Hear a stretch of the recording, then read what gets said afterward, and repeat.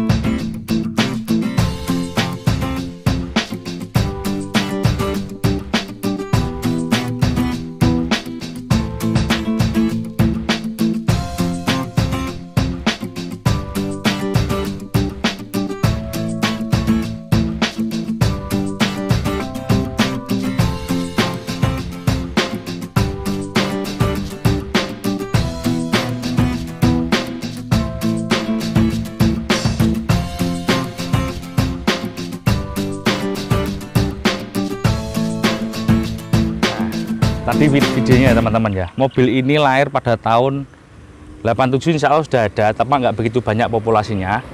88, 89 sampai 91. 92 saya pernah jumpa juga, tapi ya sangat langka karena 92 sudah keluar model yaitu si Grid Corolla dengan mesin injeksi. Nah, jadi ini mobil ini gampangannya ngomong 88 sampai 91 lah gitu ya, gampangnya gitu. Ini adalah salah satu sedan umur 30 tahunan yang masih layak untuk kita kendarai antar provinsi. Nah, kenapa layak? Ya, banyak penyebabnya, dan ini sedan yang cukup bandel. Pertama, dari posisi depan mobil ini ada yang ngomongin nanti masalah mesin ya. Untuk model dia ada yang sedan, umumnya sedan, ada yang seri liftback yang kaca belakangnya panjang, dan ada yang seri wagon. Tapi ya umumnya di sini ya sedan ini liftback itu ada, tapi nggak begitu banyak. Untuk lampu depan model seperti ini. Ini kalau yang ori masih kaca dan mereknya Koito. Sebetulnya kalau yang sama liftback itu beda teman-teman. Yang liftback itu bawahnya sini ada talang, kayak dia ada talang airnya, tapi nggak begitu kelihatan. Gitu ya. Nggih Pak yo. Cah IJT APE iki lho. Sapa? Montore tangga. Belajari. Nah, ini untuk yang mobil ini fog lamp memang nggak ada. Nah, biasanya ditambahin sendiri. Nah, modelnya memang seperti ini. Dari depan lampunya cakep.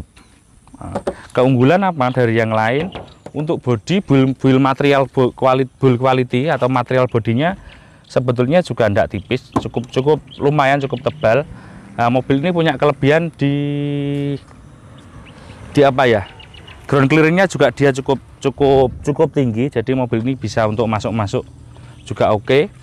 Sama ini teman-teman, silen kaca atas ini untuk si mobil tahun-tahun segini rata-rata silen kaca atas ini merupakan kelemahan yang utama di sisi bodi. Tapi untuk si Corolla ini lebih baik daripada mungkin sedikit kawan-kawannya. Nah, untuk samping bodinya mengotak. Nah, untuk desain mobil ini kan punya persaingan di zaman itu, yaitu si Grand Civic ataupun dengan apa ya, Grand Civic atau Mazda Interplay ya. Nah, untuk desain bodi ini cenderung mengotak kayak Interplay. Grand Civic juga mengotak. Tapi kalau ngomong ganteng, saya kok cenderung lebih suka si Honda. Dia lebih, menurut saya sedikit lebih ganteng. Nah, untuk tipe yang ini adalah 16 SE Limited. Ada yang SE saja itu mesinnya 2E pakai mesinnya Starlet 1.3. Kalau mobil ini dia pakai mesinnya 1.6. Ada yang mesin yang seri GTI itu, tapi kita nggak mau bahas yang GTI karena itu mobil yang cukup rare. Nah, untuk interior teman-teman, Untuk interior, wow, ki Pak Yo ki nek ngulangi anake riwi.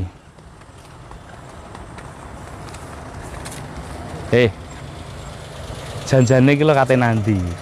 Mudeng belajaran anak wedok iki lho. Lah nggih. Mudeng ganti lek iso. Nggih. Ayo, Alphard tok. Gak dijol-jolne Alphard-e. Sigra bro, sigra. Sigra ya piro ngono kuwi wis paling 90-an. 90-an ya. Bene mari mantu. Nggih, siap. Besar mantu ya, Mas. Besar mantu. Nggih, monggo Mbak. Hati-hati, semangat. Tetangga, ini namanya Pak Yo. Beliau ini mengabdikan hidupnya di Universitas Gadjayana, Kota Malang. Nggak tahu kalau saya bagiannya apa. Tapi teman-teman alumni Gadjayana Malang pasti tahu itu sama beliaunya. Ke sana-sana Mas. Interior. Oke, mulai dari duduk bagian belakang.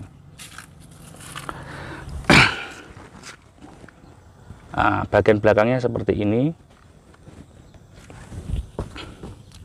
Cukup asik. Cuma kalau sedan-sedan lama ya begini, dia agak pendek. Jadi duduk di belakang itu relatif pendek. Kemudian tengah. Nah, ini sudah power window, teman-teman. Kalau yang tipe yang belum SE yang lama itu yang 13 belum power window. Kalau 16 power window. Setirnya begini, ini jarang juga. Setirnya rata-rata sudah hilang pada diganti racing anak-anak. Dashboard ini saya kurang suka, dia agak tinggi. Cuma fun to drive juga sih, cuma dia agak tinggi dashboardnya. Bahannya cukup baik, dia jarang bermasalah pecah-pecah atau apa jarang. Juga dashboardnya relatif nggak gerudakan. Kemudian di sini ada jam digital, tipnya di sini. Jadi teman-teman kalau ganti double din-nya harus di bawah sini. Cuma nggak efisien ya, enakan biarkan begini aja nggak apa-apa. AC relatif dingin. Kemudian electric mirror malah di sini, ada di sebelah sini. Iki perseleng ya teman-teman. Dia ada 5 speed, maju 1 arah, berarti 6 ya totalnya ya. Nah, perseleng jarang bermasalah. Untuk Toyota itu biasanya seken perselengnya. Kampas koplingnya juga seken. Kekurangannya ya ini kalau interior saya nggak sukanya dia terlalu tinggi. Kemudian door trim begini, ini rata-rata juga door trimnya banyak yang semplah-semplah itu kelemahannya. Semplah ya rada kepleh gitulah. Itu rata-rata kita lihatnya begitu. Jadi untuk interior begini sudah apa ya, sudah cukup wow, atau sudah lebih dari cukup.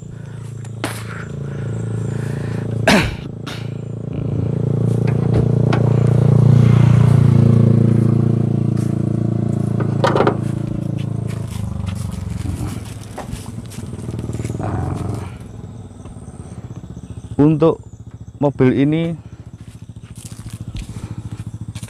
begini dalamnya, mesin ini 13, ada yang bermesin 16 nih ya, ada yang bermesin 13. Kalau ini 16 dia twin cam, jadi noken asnya ini ada 2. Kelemahan mesin ini agak kasar, bukan aslinya, memang kalau sudah umur sekian tahun nih kadang-kadang agak kasar, cuma kebetulan mobil ini masih halus. Jadi teman-teman kalau lihat di sana-sana agak kasar nggak apa-apa. Klep dolaran ini nggak bisa disetel.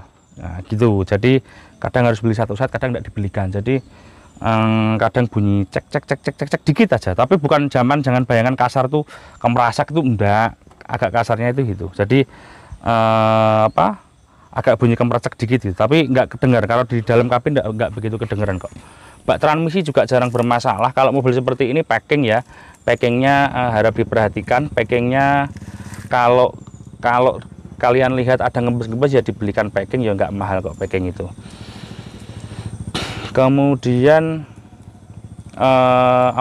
apalagi kemudian untuk kaki-kaki is okay. Ini adalah termasuk yang paling bandel di antara teman-temannya untuk dari sisi kaki. Tapi kalau untuk kelemahan seperti kokel ya wajar, rata-rata mobil sedan lama itu ya kokelnya sing sering apa bunyi.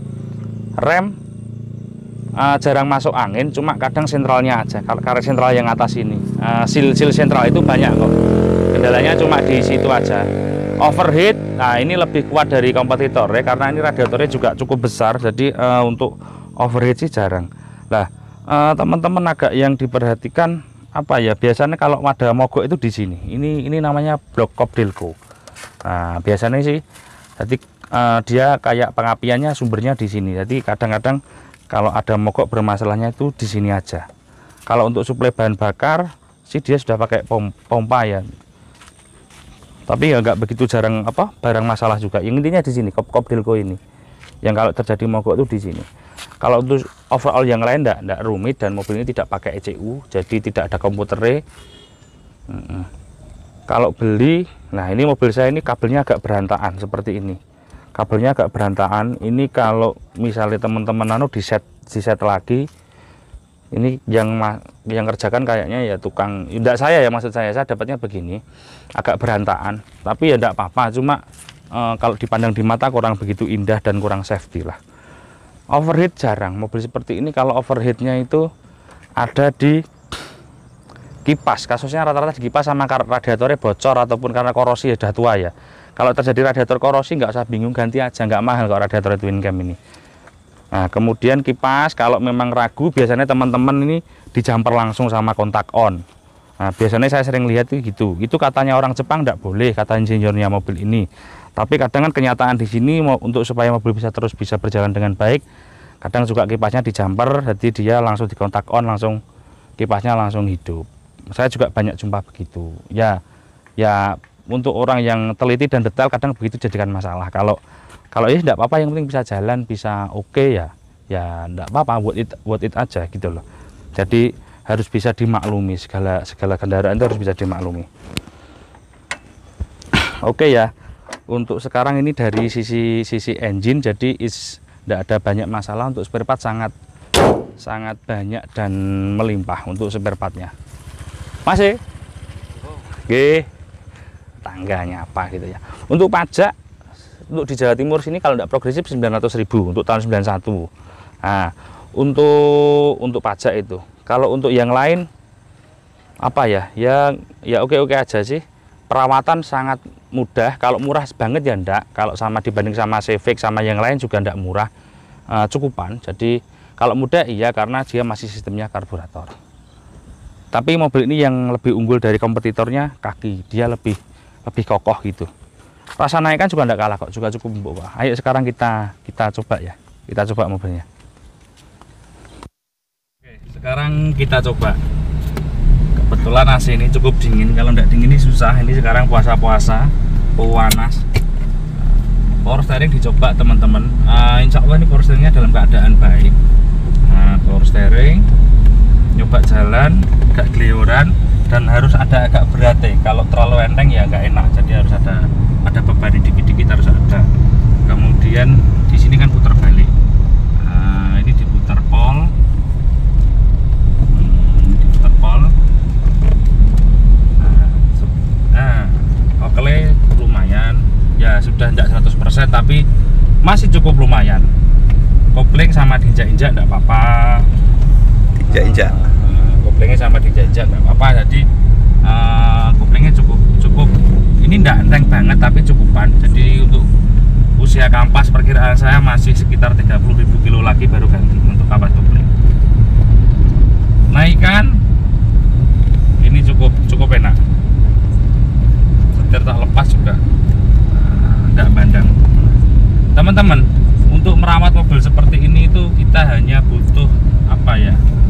Hanya butuh kita harus tahu dengan mobilnya. Jangan apa ya? Ojo sak karepe dhewe pokoknya. Jadi kita harus tahu mobilnya. Kalau mobilnya memang mau pengen berhenti ya berhenti. Mobilnya pengen dirawat gitu.